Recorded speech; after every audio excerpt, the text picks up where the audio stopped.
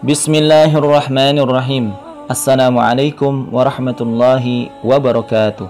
Sahabatku, berjumpa kembali dalam Ustadz Aris Wibowo Channel. Apa kabarnya hari ini? Mudah-mudahan dalam keadaan sehat walafiat, senantiasa mendapatkan lindungan dari Allah Subhanahu wa Ta'ala.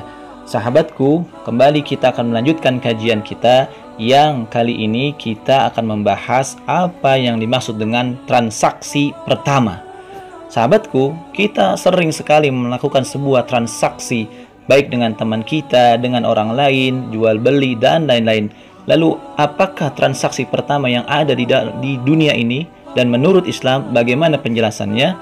Manusia diciptakan Allah Subhanahu wa Ta'ala dengan sebaik-baik bentuk untuk mengemban sebuah tugas mulia, yaitu beribadah kepada Allah Subhanahu wa Ta'ala. Allah berfirman dalam surat Az-Zariyat ayat 56, A'udzubillahi minasyaitonirrajim, "Wa ma khalaqtul jinna wal insa illa liya'budun." Artinya, dan aku tidak menciptakan jin dan manusia melainkan supaya mereka menyembahku. Allah mempertegas misi itu dengan mengajukan pertanyaan kepada ruh manusia saat di alam ruh.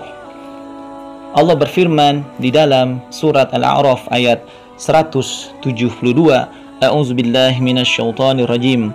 Wa id akhadha rabbuka min bani adama min zuhurihim dzurriyyatahum wa ashhadahum ala anfusihim alastu birabbikum qalu bala syahidna an taqulu yaumal qiyamati inna kunna an hadza ghafilin. Artinya, dan ingatlah ketika Tuhanmu mengeluarkan dari sulbi tulang belakang anak cucu Adam keturunan mereka, dan Allah mengambil kesaksian terhadap ruh mereka seraya berfirman, bukankah aku ini Tuhanmu? Mereka menjawab, betul, engkau Tuhan kami. Kami bersaksi, kami lakukan yang demikian itu agar di hari kiamat kamu tidak mengatakan sesungguhnya ketika itu kami lengah terhadap yang ini. Ibadah kepada pencipta terekspresi dalam peran manusia sebagai khalifah di muka bumi ini. Peran ini dimaksudkan untuk memelihara kelestarian, mendayagunakan, memakmurkan bumi yang diciptakan oleh Allah Subhanahu wa Ta'ala. Allah berfirman di dalam surat Hud ayat ke-61, A'udzubillahi minasyaitonirrajim. Wa ila samuda akhahum salihah qala ya qaumi ibudullaha ma lakum min ilahin ghairuh huwa ansa'akum minal ardi wasta'marakum fiha fastaghfiruhu thumma tubu ilaih inna rabbi qaribum mujib. Artinya, dan kepada kaum Samud kami utus saudara mereka Saleh. Dia berkata, wahai kaumku, sembahlah Allah, tidak ada Tuhan bagimu selain Dia. Dia telah menciptakanmu dari bumi atau tanah dan menjadikanmu pemakmurnya. Karena itu mohonlah ampunan kepada Allah, kemudian bertobatlah kepadanya. Sesungguhnya Tuhanku sangat dekat rahmatnya dan memperkenankan doa hamba-hambanya. Untuk menunjang misi dan peran manusia, Allah Subhanahu wa Ta'ala menundukkan bumi agar dijadikan sebagai ruang kerja, memberikan jatah umur sebagai masa kerja, dan menurunkan ajaran Islam sebagai sistem untuk mengelola bumi dan kehidupan, juga memberikan perangkat penunjang berupa kesempurnaan fisik, kecerdasan akal, kemakmuran menalar. Inilah salah satu penafsiran amanat yang dijelaskan oleh Allah Subhanahu wa Ta'ala di dalam Al-Quran surat Al-Ahzab ayat 72. A'udzubillahi minasyaitonirrajim. Bismillahirrahmanirrahim. Inna aradna al-amanata 'ala as-samawati wal-ardi wal-jibali fa'abayna an yahmilnaha wa ashfaqna minha wa hamalaha al-insan innahu kana zaluman jahula.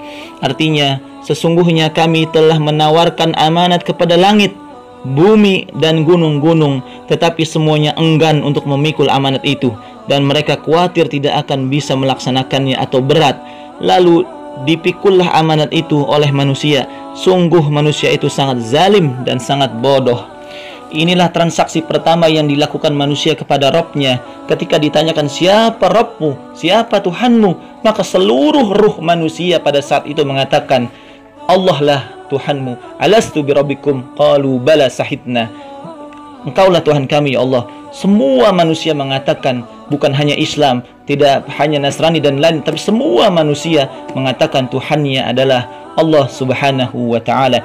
Dan juga kita bertransaksi kepada Allah ketika kita sedang solat, ketika kita membaca inna salati wa nusuki wa mayahya wa mati lillahi rabbil alamin, sesungguhnya salatku, ibadahku, hidup dan matiku hanya untukmu ya Allah. Itulah janji-janji kita, transaksi kita kepada Allah Subhanahu wa Ta'ala, bahwasannya hidup kita, mati kita, salat kita, ibadah kita hanya untuk Allah Subhanahu wa Ta'ala.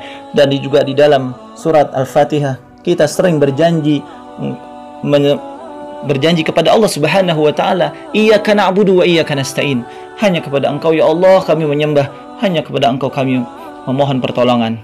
Ya Allah, jadikanlah kami hamba-hambamu yang senantiasa bersyukur, senantiasa memperbaiki keimanan ini. Allah a'lam bishawab. Mudah-mudahan yang sedikit ini bermanfaat. Kita berjumpa lagi pada kesempatan yang lain.